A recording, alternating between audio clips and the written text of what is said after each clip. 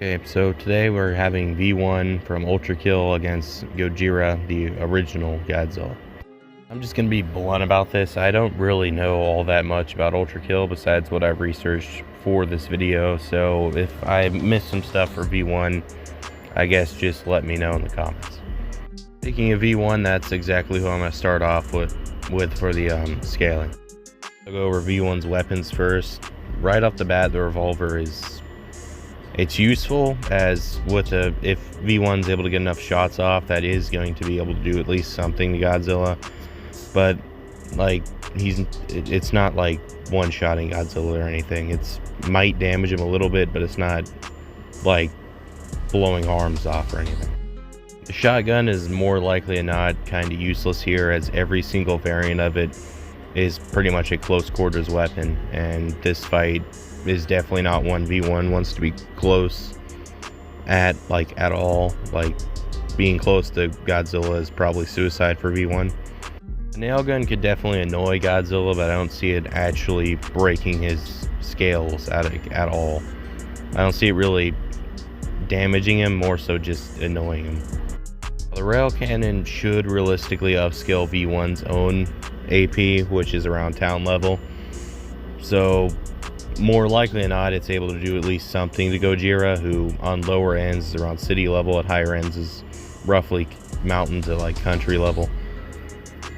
But I don't see the rail cannon really one-shotting Gojira. It could definitely at least stun him to some degree. If it hits him like the eye, it could definitely take out like a weaker part of him, like his eye, obviously. Unlike the other weapons, the rail cannon can actually do something. However, it does have a not necessarily super long, but as far as weapons within V1's arsenal, it has a pretty decently long cooldown time. Overuse of Gojira's own atomic breath can make it have a pretty long cooldown time as well. So in a ranged confrontation between these two, I don't see that really mattering all too much. And the rocket launcher is basically the same as the rail cannon here, only probably with a faster rate of fire, but a less damage. When it comes to V1's actual physical strength, it's pretty much identical to the higher ends of some of the weapons, and that being around town level. At actual speed, V1 is usually around hypersonic plus.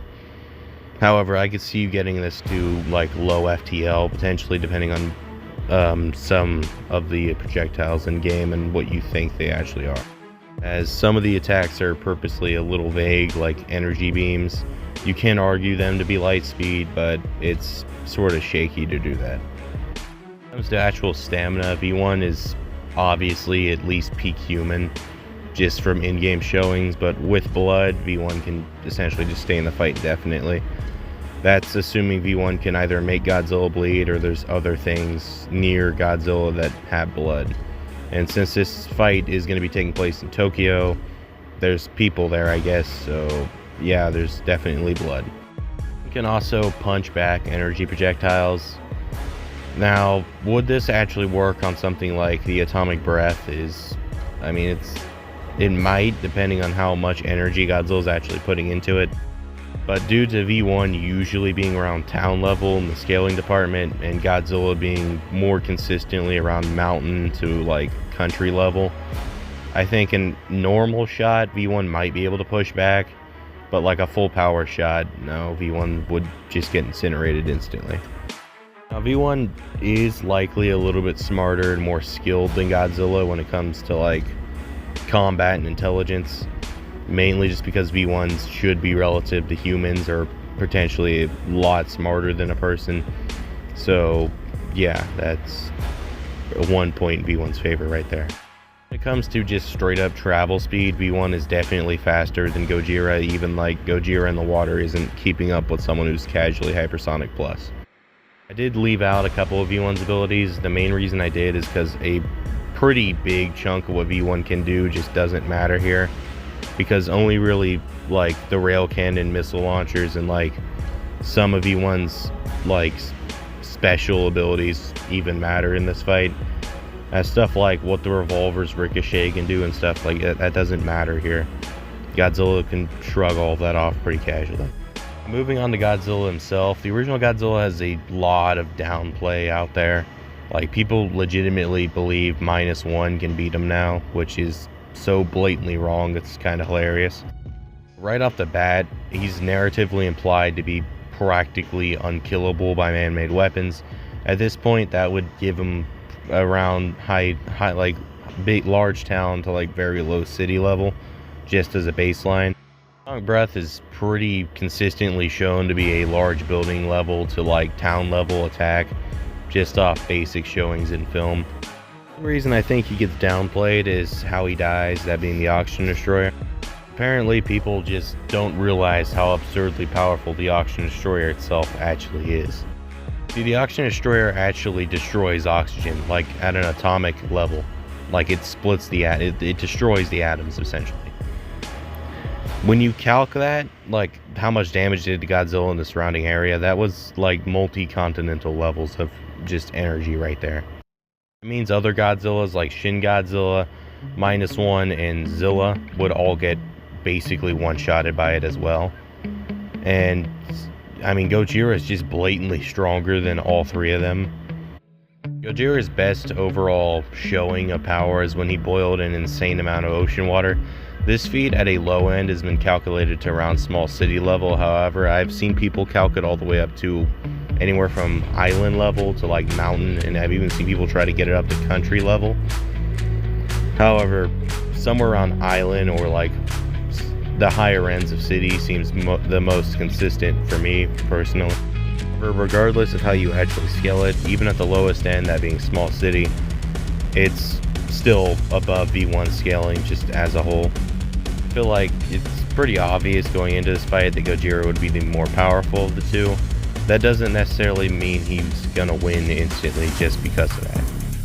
Because V1 actually does beat Godzilla in a couple things, mainly speed and reaction speed. When it comes to actual speed, V1, as already explained, is hypersonic plus, just due to some basic scaling inverse. Gojira, on the other hand, he's not that good when it comes to actual movements. You could see you maybe getting him to around subsonic, but like anything above that is highly unlikely, and even that's sort of pushing it. I already explained you can argue V1 near light speed when it comes to actual reaction speed, whereas Gojira has never shown anything on that level within his film. Well, he's definitely fast in reaction speed, as he should be able to react to planes and missiles and stuff like that. He's definitely not getting anywhere above like lower hypersonic or like maybe mid hypersonic in reaction speeds, and even that, much like the subsonic for his movement speed, is kind of pushing it. Which one of them would actually win an actual fight between the two, assuming it takes place in Tokyo? And personally, I think Gojira has this one like a very like maybe low to mid diff.